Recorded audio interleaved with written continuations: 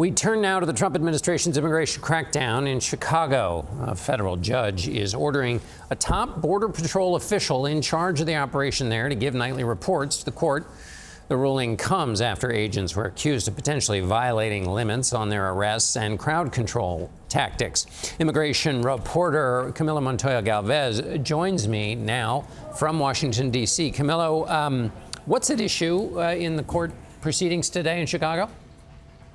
Good evening, John. Gregory Vivino has really become one of the most high-profile public faces of the Trump administration's crackdown on illegal immigration, personally leading Border Patrol operations to arrest suspected unauthorized immigrants in major Democratic-led cities like Chicago and Los Angeles. And today, in front of a federal judge in Chicago, he was directed to comply with the ruling that limits and restricts, John, when his federal agents can actually use force against protesters. That has become a very controversial debate in Chicago in recent weeks as federal agents have escalated immigration operations in that part of the country. That order requires federal agents, in most cases, John, to issue 2 warnings before deploying chemical agents and to limit the use of force to situations where law enforcement officers actually believe that there is a serious risk posed by protesters.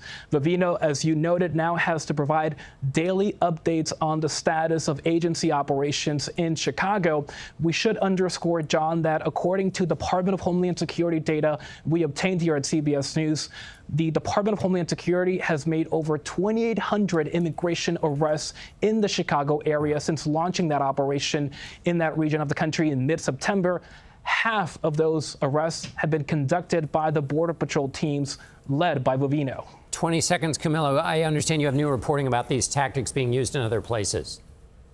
Well, the Trump administration is staging a major shakeup at Immigration and Customs Enforcement, developing plans, John, to reassign as many as a dozen ICE field office directors across the country. The plan also involves replacing many of those ICE field office directors with Border Patrol officials. The objective there, I'm told, John, is to have ICE embrace Border Patrol's more sweeping, controversial, and expansive and aggressive operations across the country, like those Home Depot operations that we have seen in places like Chicago.